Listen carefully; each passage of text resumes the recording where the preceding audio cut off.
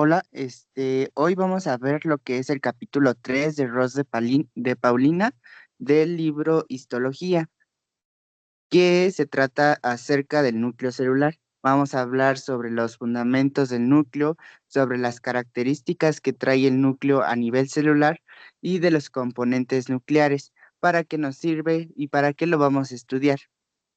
Bueno. Recordemos que la célula iba a ser la unidad estructural y funcional de todo ser vivo y que se iba a componer de dos cosas, del citoplasma celular y del núcleo celular. Estas dos estructuras importantes para nuestra célula. El núcleo va a ser un compartimento limitado por una membrana que va a contener el genoma, es decir, toda la información genética de nosotros, de cada célula que conforma nuestro cuerpo. ¿Para qué nos ayuda este genoma? Nos ayuda para la duplicación, para la transcripción y el procesamiento del ARN, que más adelante pues vamos a poder ver y que en otras materias pues van a poder concluir que para qué sirve este núcleo en el caso de la duplicación, transcripción y procesamiento del ARN. Un ejemplo claro es para la síntesis de proteínas, síntesis de hormonas, entre otras cosas. Los componentes del núcleo, como aquí ustedes pueden ver, tenemos a la cromatina, al nucleolo, la envoltura nuclear, y el nucleoplasma, o también llamado el citoplasma del núcleo. Déjense los apunto. También se llama citoplasma nuclear o del núcleo.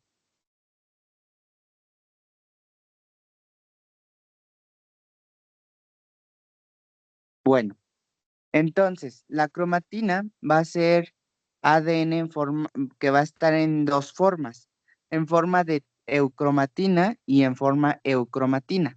La forma y vamos a tener el nucleolo. El nucleolo va a contener el ARN ribosomal. El ARNR significa ribosomal. Vamos a tener proteínas reguladoras del ciclo celular y en la envoltura nuclear vamos a tener matriz extracelular, matriz intracelular y poros nucleares.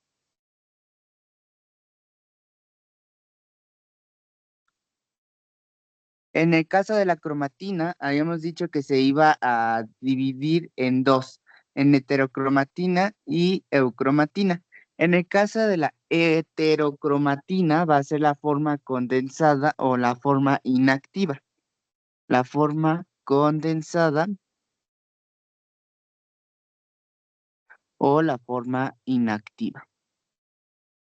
Y la eucromatina va a ser la forma dispersa o activa.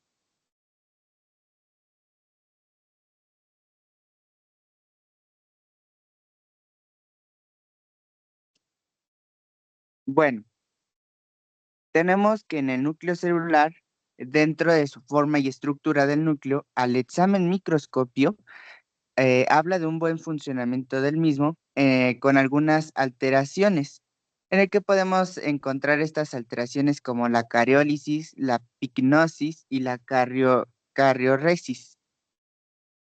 La cariólisis, o también llamada desaparición del núcleo, es una disolución completa del ADN por el incremento de la actividad ADNasa.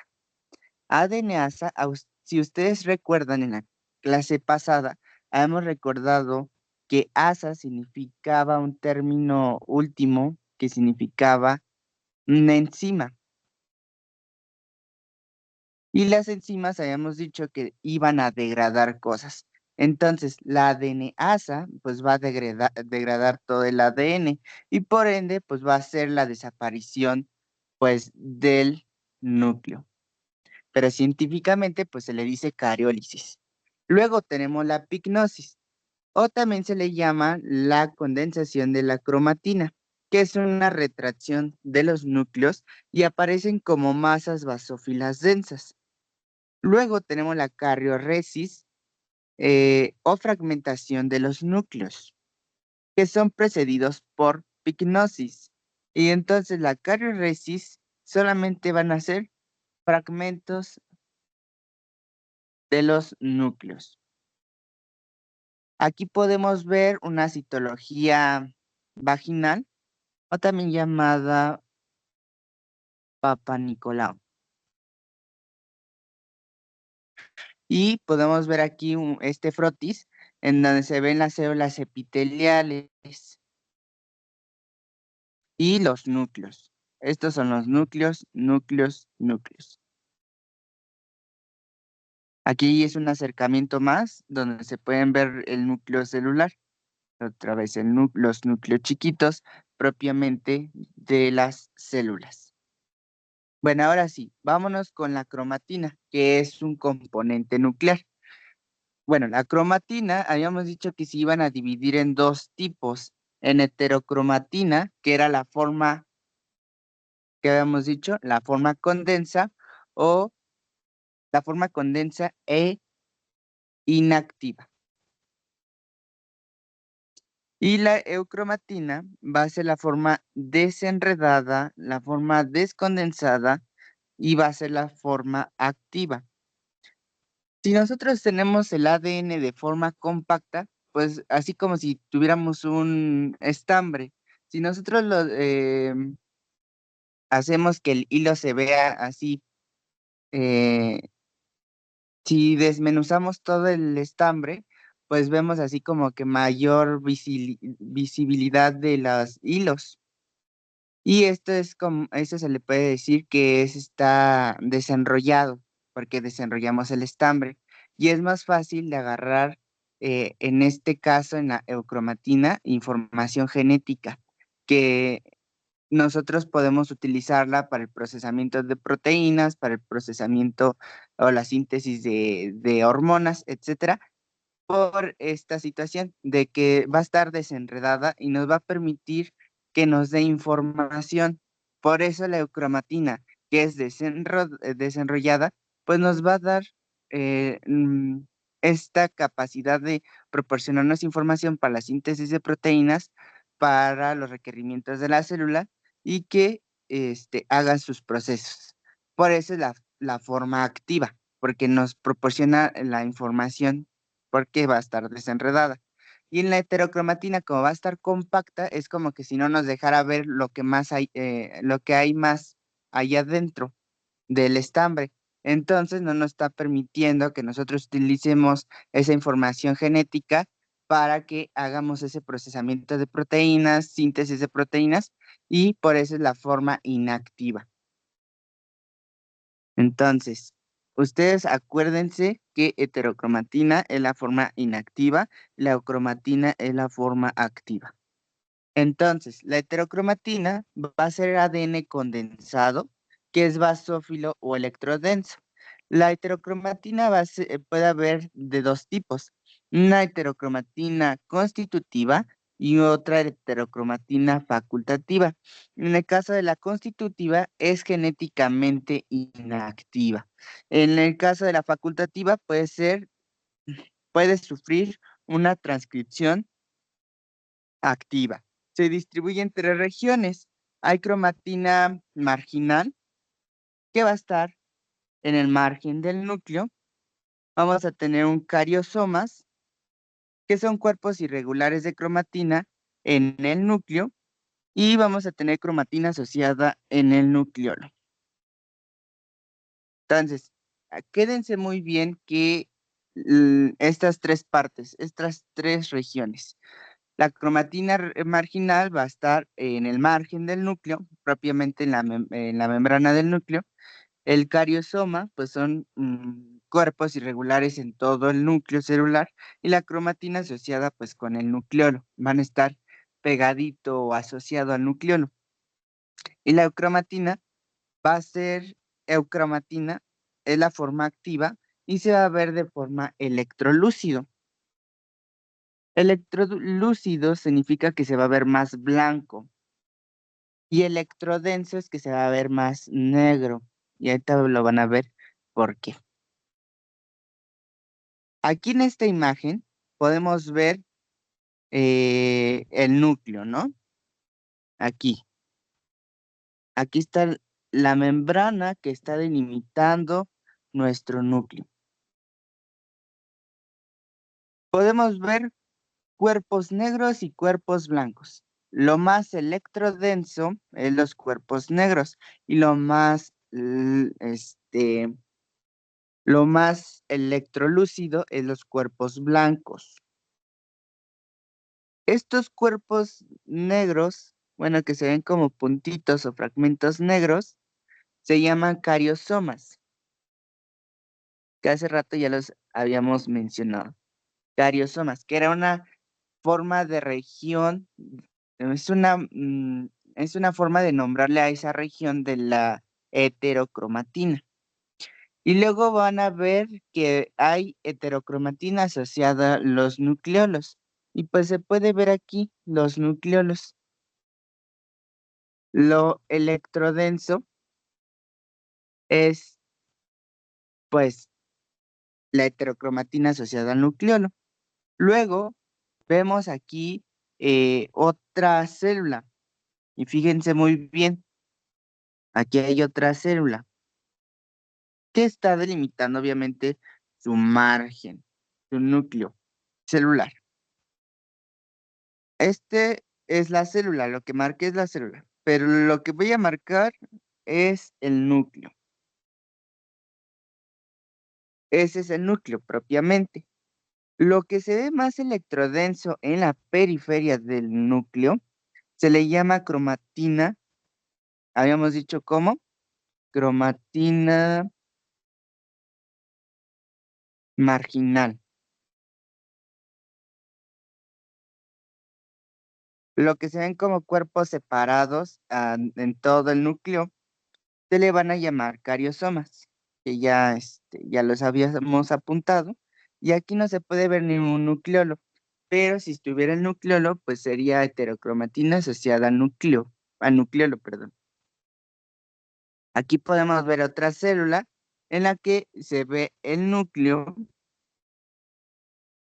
Y recuerden muy bien, el núcleo siempre su membrana nuclear va a estar como ligada, pegada y comunicada con el retículo endoplásmico rugoso.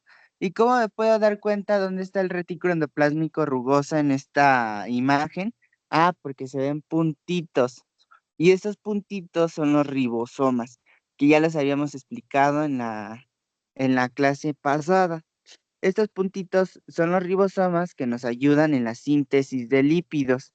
Y entonces podemos ver en una imagen microscópica, que esta es microscopio electrónico de transmisión, porque se ve una imagen plana. Nos podemos dar cuenta que es un retículo endoplásmico rugoso por los puntitos, que son los ribosomas. Ahora, ya tenemos marcado el núcleo. Lo que se ve aquí afuera, en la periferia del núcleo, de la membrana nuclear, se llama heterocromatina marginal.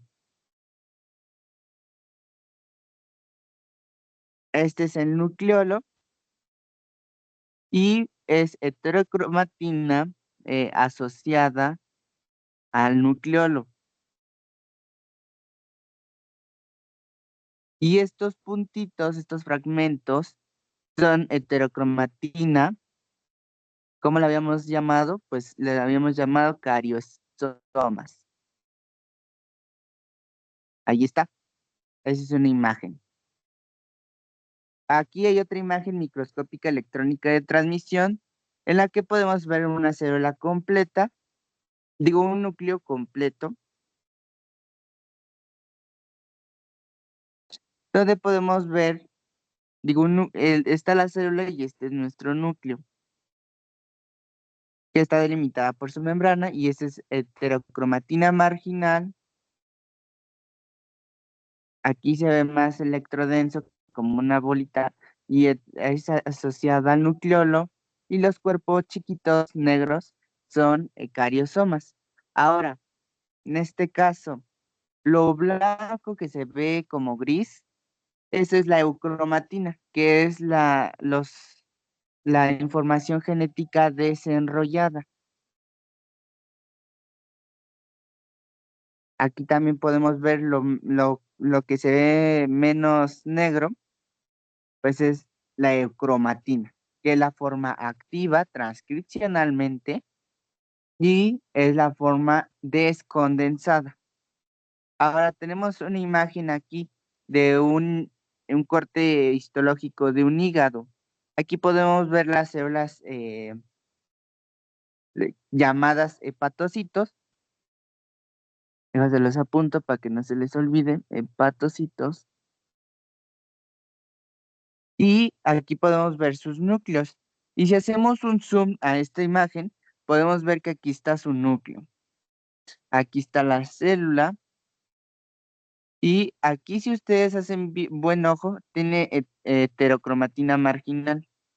Solamente se puede alcanzar heterocromatina marginal. Y lo más blanquito, pues obviamente es la eucromatina.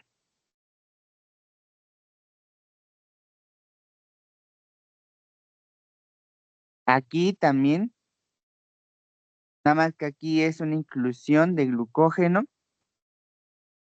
Y podemos ver, aquí se puede observar mucho mejor la imagen sobre el núcleo. Parece como dos ojitos en una célula. Pues tiene dos núcleos esta célula. No había visto, pero sí, tiene dos núcleos esta célula.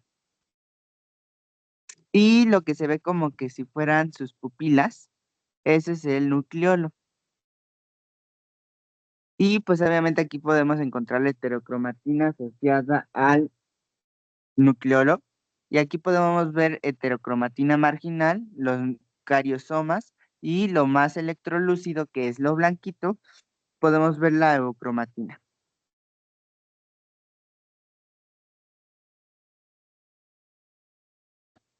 Aquí también podemos ver en esta imagen las células y podemos ver así el núcleo, el nucleolo y la heterocromatina más que nada más marginal. Igual en esta imagen, esta es una fibra muscular, déjense los apunto.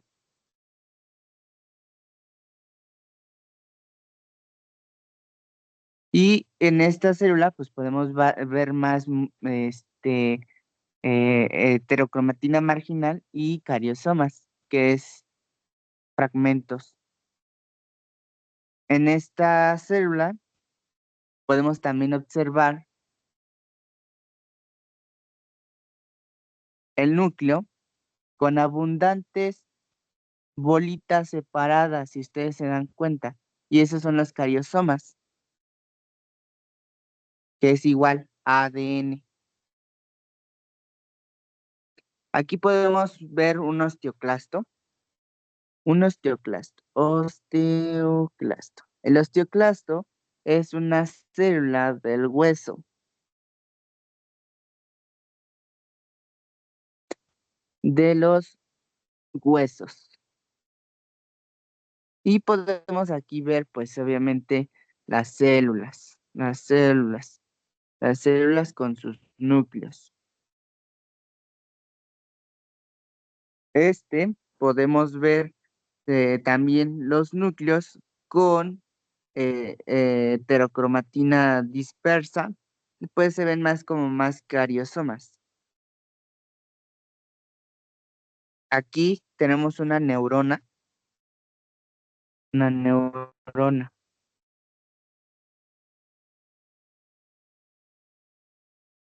Esta neurona está en forma de triángulo y entonces tenemos aquí su núcleo y podemos ver que hay heterocromatina marginal y cuerpitos chiquitos que pues son los cariosomas. Aquí en estas células, es un frotis sanguíneo y estas células que se ven como en forma de donitas son los eritrocitos. ¿Y por qué estas no tienen el núcleo? Ah, porque perdieron el núcleo. Lo perdieron, por eso es que no tienen núcleo, pero tienen buenas funciones para el transporte de oxígeno, para el transporte de otras sustancias que nos ayudan a nuestro cuerpo. Bueno, en este frotis sanguíneo también podemos ver neutrófilos. Los neutrófilos pues, son células del sistema inmunitario que nos ayudan a combatir infecciones. Aquí tenemos nuestra célula y aquí tenemos nuestro núcleo. Nuestro núcleo pues se ve que es muy compactado de cromatina, alto nivel de condensación de la cromatina y entonces pues no podemos ver exactamente con exactitud si es cuáles son de estos tres tipos de regiones tiene este núcleo, pero lo que sí podemos ver es que el neutrófilo es multilobulado. ¿Por qué es multilobulado? Porque ese es un núcleo, dos núcleos, tres núcleos. Por eso es multilobulado. Aquí también podemos ver tres núcleos. Un núcleo, dos núcleos, tres núcleos, cuatro núcleos, cinco núcleos. Por eso le dicen que es multilobulado.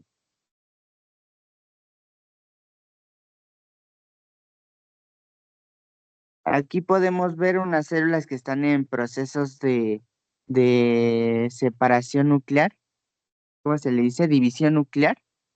Y pues también podemos ver que hay cromatina, en este caso en esta célula, se puede ver cromatina marginal.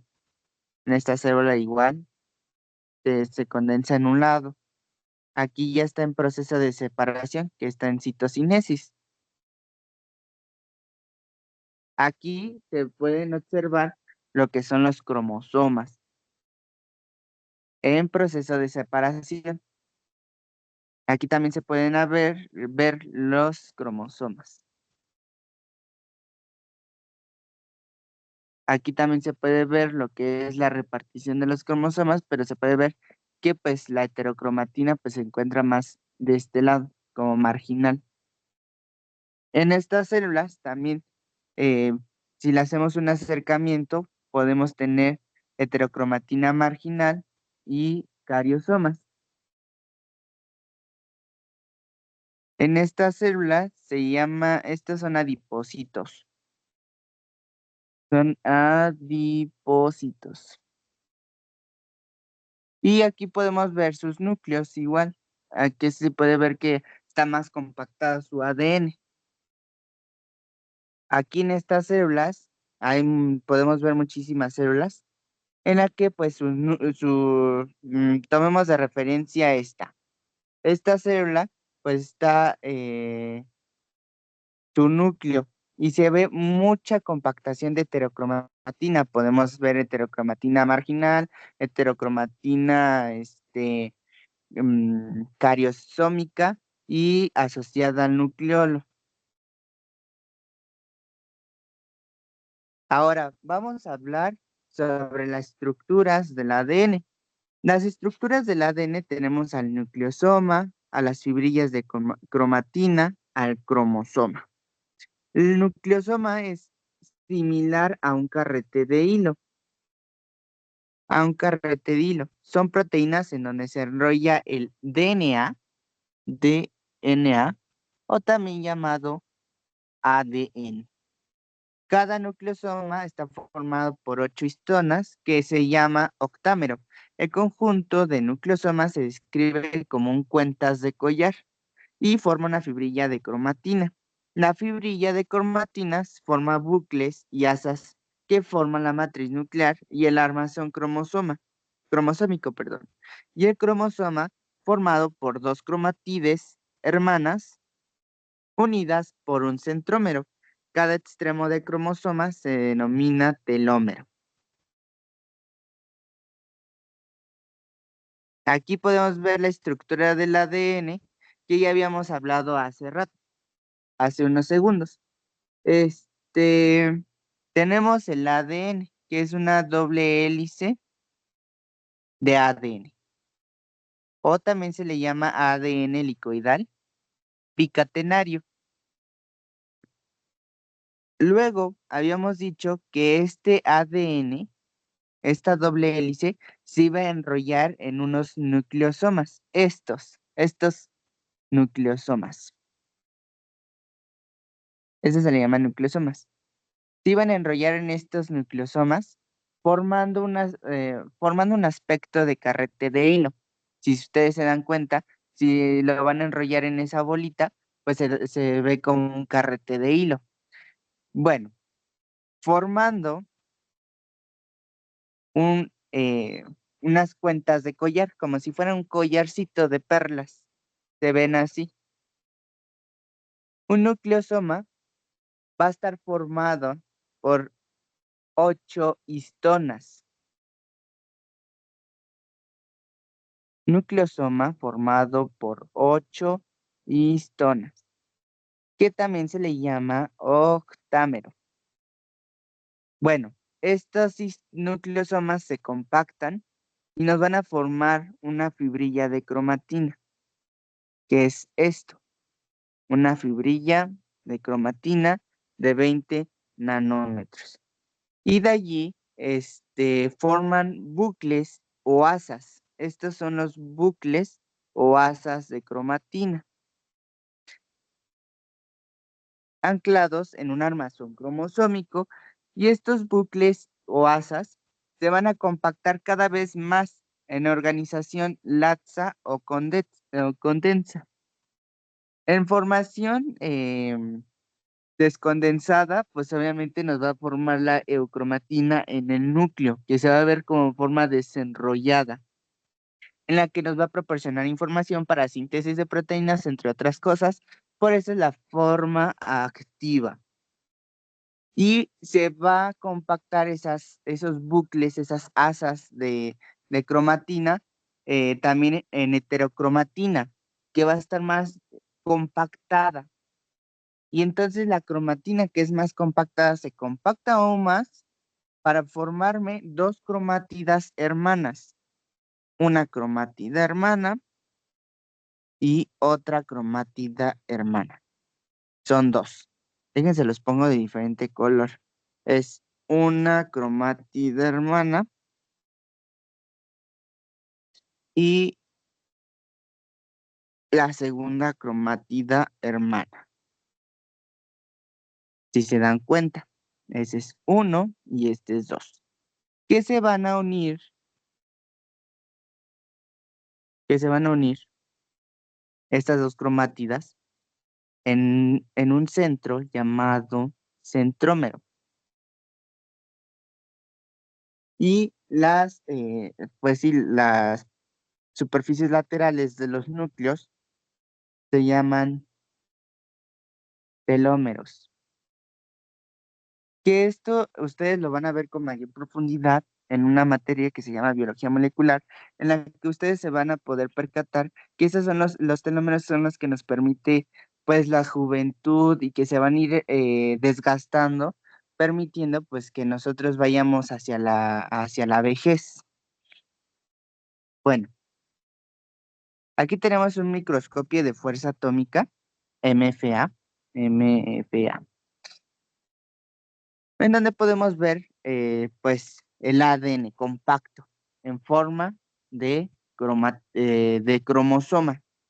El cromosoma, habíamos dicho que van a estar formados de dos cromátides hermanas, que van a estar unidas por un centrómero, y que van a tener telómeros.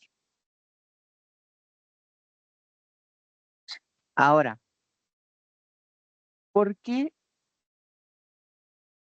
este los cromosomas tienen dos cromatidas? Porque recordemos que una cromátide es de la madre, una cromátide es de la madre y otra cromátide es del padre.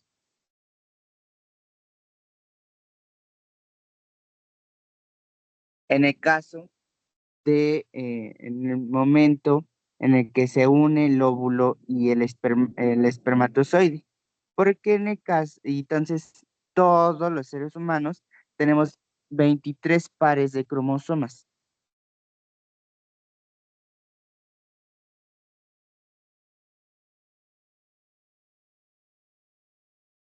¿Por qué? ¿A qué se refiere? Porque tenemos un, una cromátide y dos cromosomas. Digo, una cromátide y dos cromátides, lo que se refiere a un par de cromosomas, de cromosoma.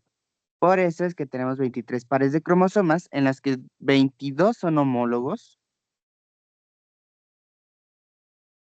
y un par es sexual, en el que nos da nuestras características sexuales, ya sea XX en el caso de las mujeres y XY en el caso de los hombres.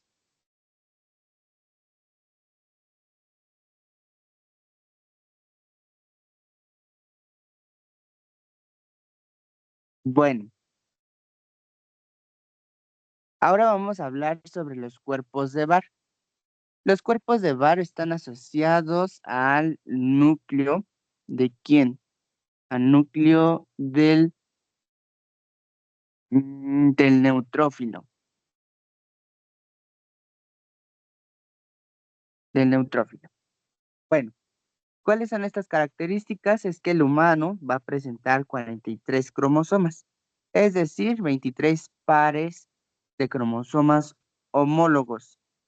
Y el 23 es el cromosoma sexual, XX en el caso de la mujer y XY en el caso del hombre. Ahora vamos a tener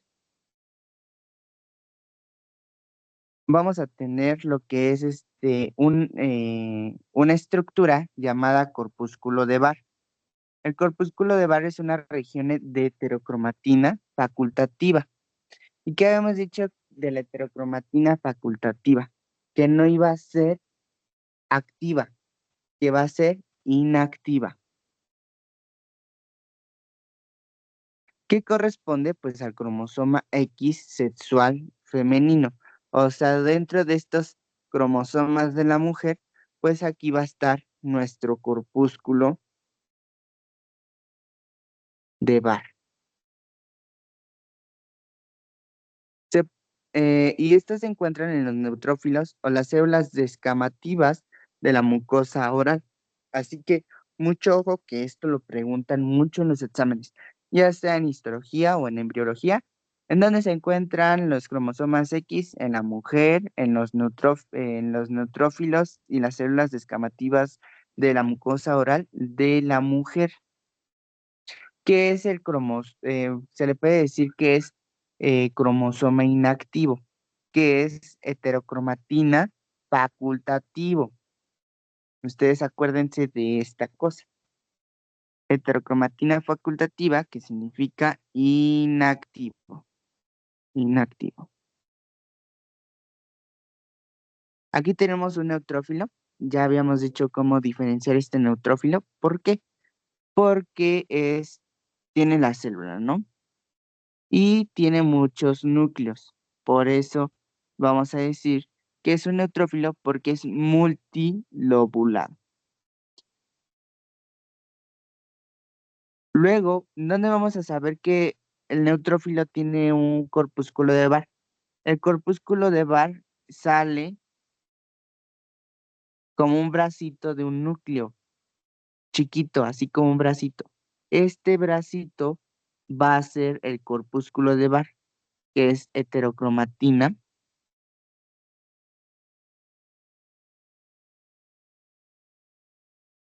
facultativa. Y que habíamos dicho que iba a ser cromosoma o información genética inactiva. Inactiva y que se va a encontrar en las células descamativas de la mucosa oral o en los neutrófilos y que van a estar en el género mujer. Ahora vamos a hablar sobre el nucleolo. El nucleolo es una región no membranosa del núcleo que presenta genes de ARN ribosomal. Presenta tres regiones. Tiene un centro fibrilar, un material fibrilar y un material granular.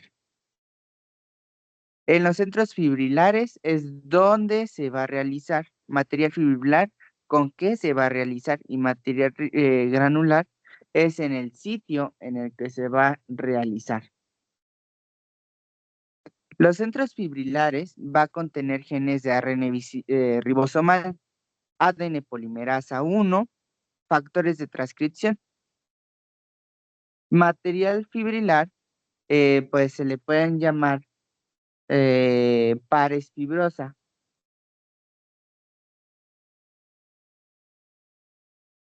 que contiene genes ribosómicos en procesos de transcripción, y el material granular se le llama pars granulosa, que es en el sitio de armado ribosómico inicial con particular preribosomas. Aquí podemos observar el nucleolo, en el que podemos encontrar todo todas esas estructuras que les acabo de mencionar del núcleo. Vamos a tener los centros fibrilares, que son estos centros fibrilares.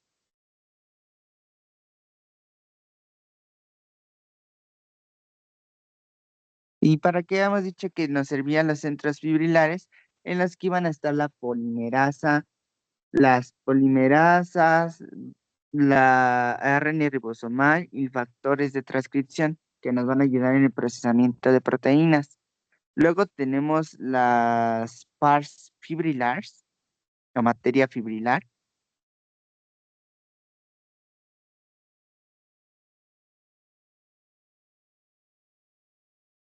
que es con qué lo vamos a realizar.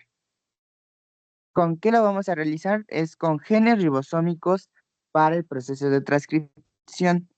Y luego tenemos el material granular. Material granular. Aquí va a ser el sitio de armado ribosomal, en donde van a estar los preribosomas. Preribosomas. Sitio de armado ribosomal. Es esta misma imagen. Aquí podemos ver igual el núcleo, la heterocromatina marginal, los cariosomas, heterocromatina asociada al nucleolo. Podemos ver el material fibrilar, el material granular y los centros fibrilares, cada uno haciendo respectivamente su función.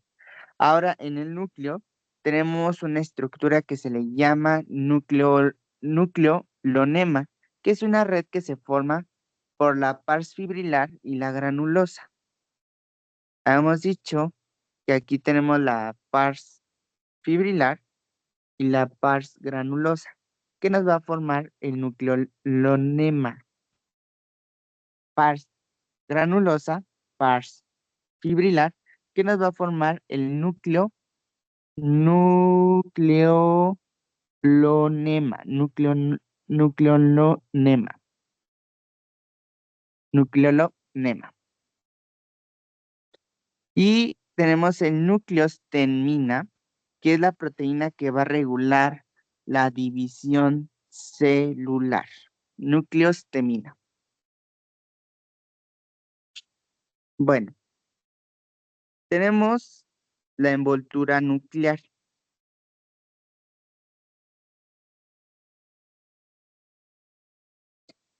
MNE significa membrana nuclear externa y la membrana nuclear interna. Bueno, déjenselos. Membrana nuclear externa. La membrana nuclear interna.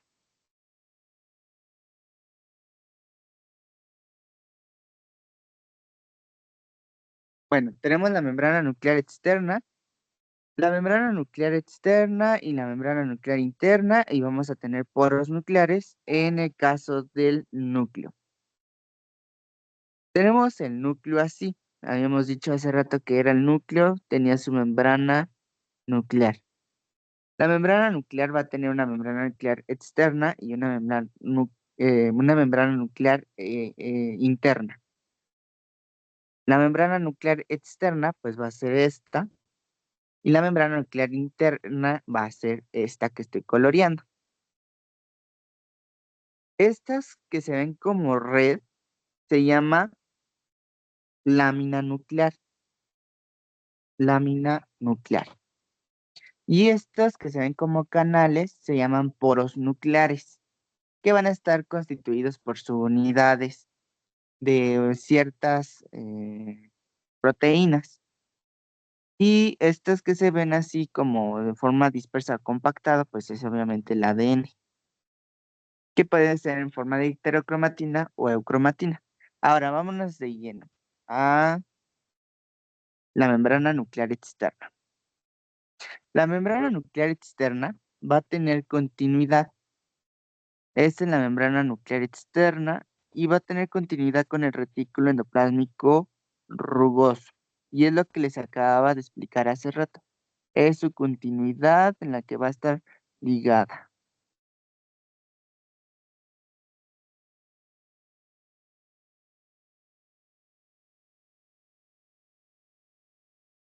¿Y por qué vamos a saber que es rugoso? Por las bolitas que son nuestros ribosomas, que nos ayudan en la síntesis de proteínas y que van a recibir toda esta información genética generada desde el nucleolo al núcleo y del núcleo a los ribosomas y de los ribosomas al citoplasma, que es todo este tipo, todo este procesamiento transcripcional de proteínas. Ahora tenemos la membrana nuclear interna que va a estar como tapizada, revestida por la lámina nuclear.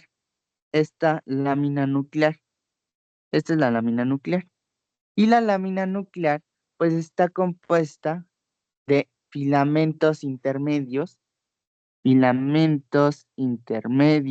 tipo A y de tipo C, A y C. ¿Y cómo se van a fijar con la membrana nuclear interna? Pues se van a fijar a través de proteínas como la hemerina, la nurima y el receptor de lámina B.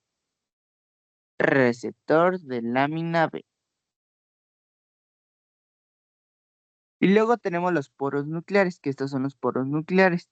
Los poros nucleares van a tener un tamaño de 70 a 80 nanómetros, 80 nanómetros, y que se nos va es como un tipo tapón y transportador central en el que nos van a ayudar para la entrada y salida de ciertas proteínas, sustancias, entre otras cosas.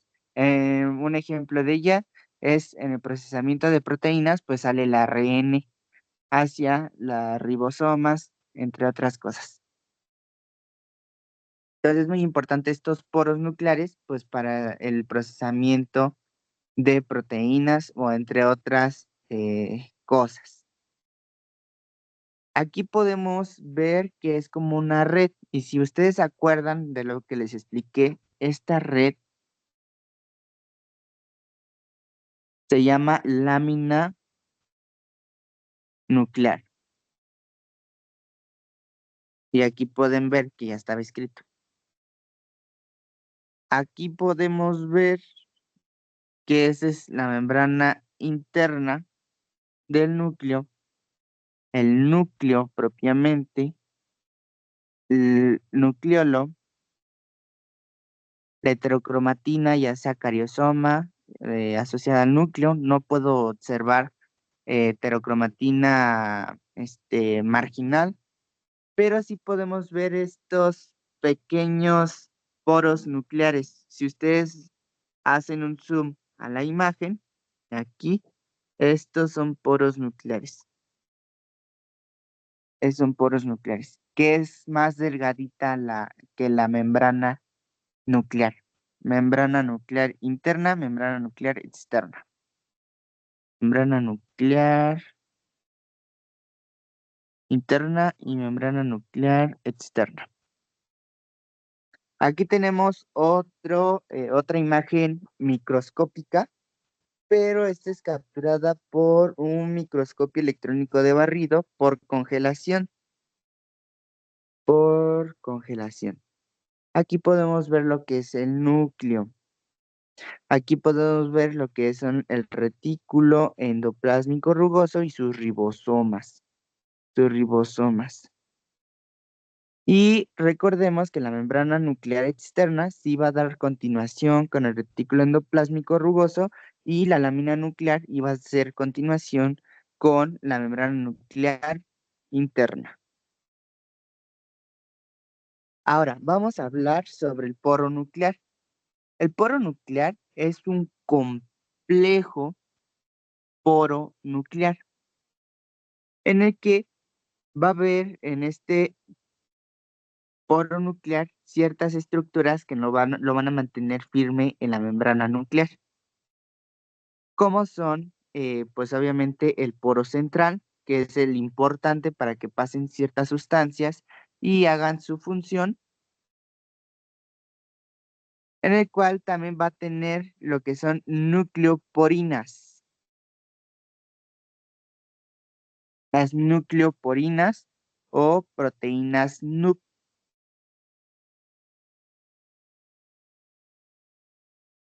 que son.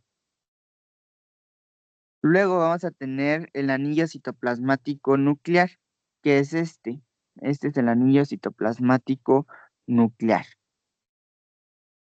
Luego vamos a tener una cresta nuclear y un anillo terminal, que también es este. Estas son las nucleoporinas, las fibrillas proteicas, y eso es lo que contiene nuestro complejo poronuclear. Aquí podemos ver una membrana del núcleo y sus poros nucleares. Es a través de un MET. Aquí es igual otra imagen en donde podemos ver pues los poros nucleares. Aquí podemos ver una célula completa en la que este es el núcleo, en la que podemos ver la heterocromatina marginal, los cariosomas y podemos ver aquí el poro nuclear.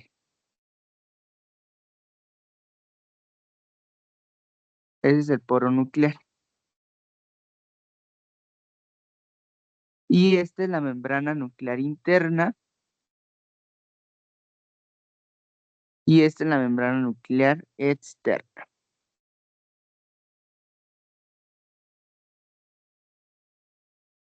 Aquí podemos ver el transporte nuclear. El transporte nuclear va a tener, ¿para qué nos sirve el transporte nuclear? Bueno, más bien, ¿para qué nos sirve los poros nucleares? Los poros nucleares nos sirven para el transporte nuclear.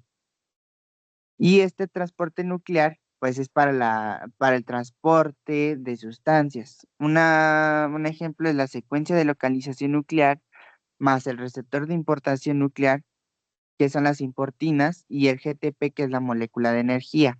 Para que una célula, para que una sustancia, supongamos que cierta sustancia, tenemos esta sustancia, tiene que estar unida con una moneda energética, que es el GDP, que es parecido al ATP, si ustedes recuerdan, es parecido al ATP. Entonces, esta proteína se une al receptor. Este es el receptor y esta es la molécula de energía. Es la proteína y este es el citoplasma. Recordemos, citoplasma y este es el núcleo.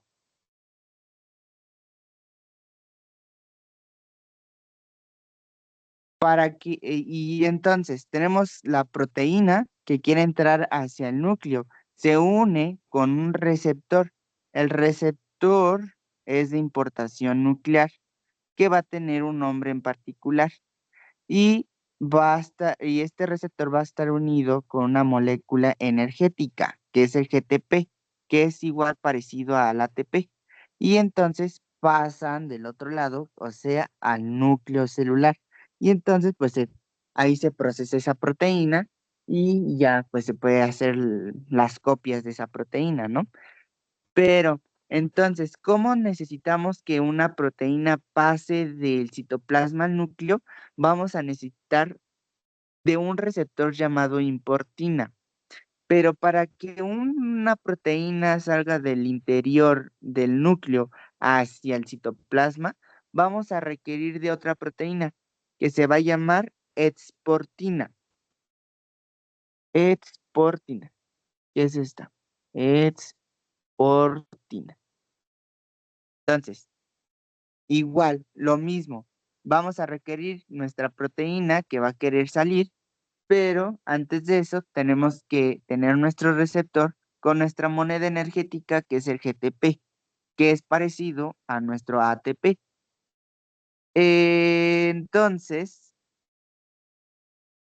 se une la proteína con nuestro receptor de exportación, que es la exportina, y lo ayuda a salir del núcleo al citoplasma a través del poro nuclear. Aquí tenemos otro. Ahora, hay mecanismos de muerte celular para el núcleo. ¿Cuáles son estos mecanismos? Tenemos diferentes tipos de muerte celular. Tenemos la necrosis, la apoptosis, la autofagia, la catástrofe mitótica, la paraptisis, la piroptisis y la necroptisis. En el caso de la necrosis, va a ser una muerte celular accidental, es decir, se muere la célula por falta de nutrición, de nutrientes, entre otras cosas. Se muere de forma accidental. La apoptosis es muerte celular programada, es decir, que la misma célula programa su muerte, hora, día y lugar, supongamos. Digamos que la célula dice, ay, yo ya no quiero vivir más. Ya no quiero vivir más mañana, ya estoy cansado de esta vida. Y dice, pues ya mañana me muero. Y entonces programó su muerte y pasa ese día y se muere. En este caso, las células lo agarran como un tipo de defensa para que no se lleguen a infectar más células, en el caso de una respuesta inmunológica, o en el caso de que se llegue a infectar esa célula y entonces induce apoptosis, o sea, muerte celular programada, para que no llegue a infectar más células o no haya replicación de su genoma por parte de los virus o bacterias que hayan llegado. En más casos son los virus, porque los virus son intracelulares. Bueno, tenemos que, vamos a hablar sobre la necrosis. La necrosis es muerte celular accidental. Es secundario a la exposición de un entorno fisio o químico desfavorable, como una hipotermia, o sea, baja temperatura, una hipoxia, baja cantidad de oxígeno, pH bajo, una acidosis o un traumatismo celular. Entonces, cuando nosotros nos exponemos a algo físico-químico en nuestro cuerpo, pues se muere accidentalmente nuestras células, que eso se llama necrosis. Como una hipotermia, ahí sí se puede. Una hipotermia, una hipotermia que es baja temperatura, una hipoxia que habíamos dicho que era baja cantidad de oxígeno. Si nuestras células tienen baja cantidad de oxígeno en el caso de una persona que sufra anemia, pues entonces, ¿qué es lo que está haciendo? Que haya muerte celular haya mucha muerte celular y pues obviamente pues no están funcionando bien sus órganos. Y pues eso se le llama necrosis. Un pH bajo cuando una persona está demasiada en acidosis y un traumatismo celular cuando nosotros nos golpeamos, nos dejamos morado y pues las células suelen morir. Luego, en esta necrosis hay un daño celular agudo, dañando la membrana plasmática y provocando, eh,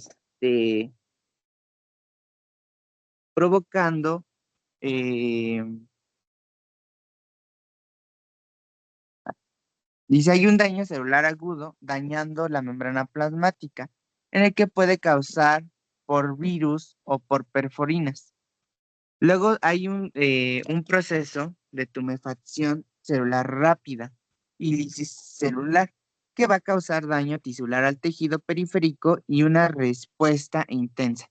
Entonces, cuando nosotros tenemos también algo que me acabo de acordar, es que cuando nosotros nos pegamos o entra alguna astilla o algo así y hay ya nos dejamos morado y entró alguna bacteria en esa herida, pues ya murieron algunas células, pero cuando hay una inflamación hace que haya más muerte celular.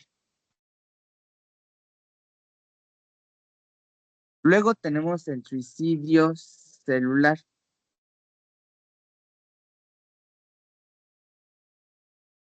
El suicidio celular es la apoptosis o muerte celular programada, que es un proceso fisiológico, es una autodigestión controlada en las que sus pasos son, primero es la fragmentación del ADN por endonucleasas.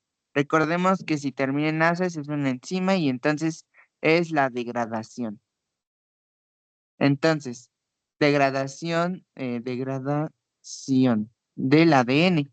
Entonces, es la fragmentación del ADN por las endonucleasas. Entonces, las endonucleasas ayudan a fragmentar el ADN. También entran las ADNasas que también ayudan a degradar el ADN.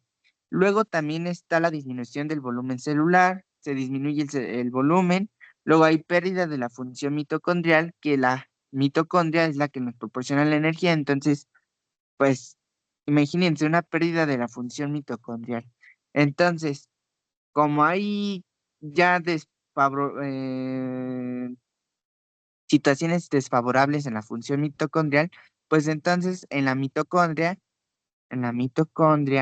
que tenemos así, hay una sustancia que sale de allí que se le llama citocromo C, SMAC diablo, que es un segundo activador de caspasas. El citocromo C activa las caspasas,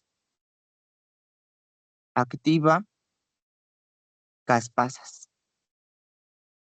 Y entonces, al activar las caspasas, induce apoptosis. Y esa es una pregunta de examen muy preguntada. Que dicen, ¿por qué tipo de proteína llegan a inducir apoptosis la mitocondria? Y ustedes, mediante la activación de caspasas. Y ustedes tienen que responder citocromo C. ¿O qué célula induce la apoptosis? Ah, pues la mitocondria. Es una de las preguntas más cuestionadas en los exámenes.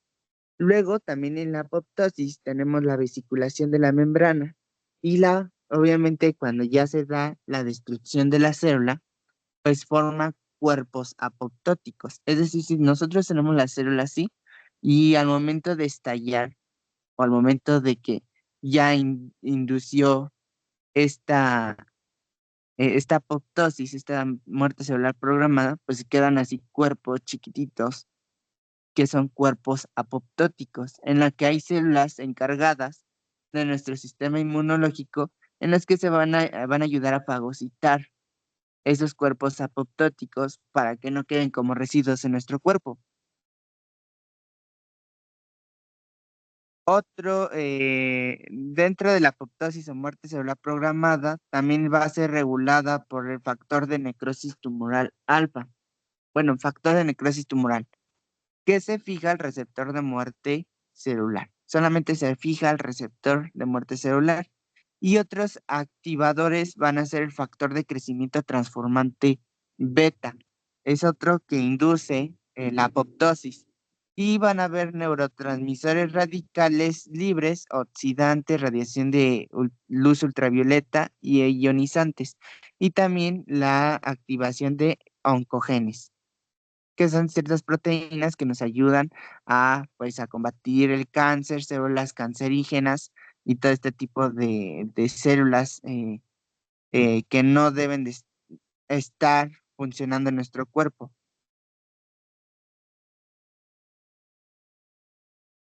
Bueno, aquí tenemos un esquema importante sobre la apoptosis, en el que primero habíamos dicho que iba a haber iba a haber lesiones, en la que la célula pues se encuentra en apuros y programa su muerte celular. Y entonces al programar, pues entonces acaban con las funciones de la mitocondria. Estas funciones de la mitocondria hace que al ser desfavorables, saquen el citocromo C, SMAC diablo, y entonces vaya por una vía de caspasas, de activación de caspasas. Y al haber la activación de caspasas, pues hace que haya, pues que induzca la apoptosis y haya cuerpos apoptóticos. Y obviamente, pues también induce la fragmentación del ADN. Y otro tipo de apoptosis celular programada es a través de lesiones en las células, como la radiación, como las toxinas, los radicales libres o la oxidación. También habíamos dicho que quienes activan las caspasas ejecutoras de la apoptosis, pues van a ser los oncogenes como la proteína P53. La proteína P53 es una proteína de control celular en el que nos va a ayudar, en el que si la célula va a seguir en división celular o no va a seguir en división celular, y induce su muerte. Al igual que pues hay otros tipos de mecanismos en el que inducen la apoptosis, como es el factor de necrosis tumoral y el factor de crecimiento transformante beta. Y la célula pues va a tener supresión de sus funciones para la supervivencia celular. Aquí podemos ver la muerte celular. Empieza con la desintegración de la célula e inflamación. Luego, ay no, perdón, a ver, aquí está ahí, perdón. Aquí está, la célula normal. Nosotros tenemos una célula normal y puede irse a dos vías dependiendo su situación. Puede irse a la muerte celular programada, que es la apoptosis, en la que primero se da la fragmentación del ADN. Luego se puede ver la reducción del volumen celular. Aquí podemos ver una reducción del volumen celular. Y luego, ya que les había explicado eso de la reducción del volumen celular, ahora era la mitocondria, ¿sí se acuerdan? La mitocondria, pues, liberaba una proteína que se llamaba citocromo C y hacía que se activaran las caspasas, y caspasas hay 9 y 12, que esas son las inductoras de apoptosis, y entonces hace que haya vesiculación de la membrana y por último ya la formación de cuerpos apoptóticos. En el caso de la necrosis, que es muerte accidental de las células, pues puede haber una lesión de la membrana eh, celular, y en esta célula puede haber tumefacción, y al haber tumefacción puede haber ruptura de membrana. Si ustedes pueden lograr ver en esta imagen, se ve cómo hay rupturas de membrana. Hay más rupturas de membrana y hay una desintegración e inflamación. Aquí podemos ver una célula en la que hubo esta muerte celular programada, en la que podemos ver cuerpos apoptóticos, que ya es la última fase de estas células. Ahora, tenemos la muerte celular, la anólisis, que es una apoptosis inducida por la pérdida de anclaje celular que impide las células desprendidas sigan creciendo y se adhieran a una matriz extracelular inadecuada. Es decir, cuando este tipo de apoptosis es de que haya una muerte, una pérdida en las células de anclaje que van a impedir que las células que están en una barrera epitelial pues sigan creciendo y no se adhieran y impidan que las otras células crezcan. Luego tenemos otro tipo de muerte celular que es la autofagia. La autofagia es el recambio de sus componentes. Es como cuando dicen, ay, es que hoy cierro ciclos, ¿no? Y cambian su actitud, cambia todo tipo de pensar, etcétera, y son otras personas y cambian su estilo de look y entre otras cosas y cambian radicalmente sus componentes. Entonces eso es autofagia. Luego tenemos la catástrofe mitótica, que esto se da durante la mitosis. Luego tenemos la paraptosis, que es una muerte celular no apoptótica alternativa que va a ser inducida por los receptores de factores de crecimiento y no está mediada por caspasas, pero sí la proteína sinasa activadora de mitógenos. Y luego tenemos la piroptosis, que va a ser indicada por microorganismos y solo depende de la enzima caspasa 1. Luego tenemos la necroptisis, que es independientemente de las caspasas, que se inicia por la activación de receptores de factor de necrosis tumoral y receptores de muerte. Luego tenemos la centosis, que es una muerte celular no apoptótica programada y que las células son engullidas, o sea, que se aplastan y que permanecen vivas dentro de una célula hospedera, o sea, van a estar dentro de una célula hospedera y que van a estar así como en forma de chicharrón chiquito y entonces van a estar vivas dentro de una célula hospedera hasta que se degrade mediante el mecanismo lisosómico o se libera. Y si ustedes recuerdan, los lisosomas ayudan a degradar ciertas sustancias y proteínas que vienen del exterior de la célula al interior de la célula y es regulado por caderinas y es un tipo de canibalismo celular, porque una célula come a una célula, por eso se llama canibalismo celular. Y es observado en los tumores metastáticos. Y pues aquí podemos ver cómo se lleva a cabo todo este tipo de proteínas para esta serie de cascadas para inducir la apoptosis, desde la liberación del citocromo C de la mitocondria hasta la activación de las caspasas, que primero es una procaspasa y después las caspasas, hasta inducir la apoptosis. Y esto sería todo por el día de hoy, en el que vimos hoy lo que es el tema de núcleo celular.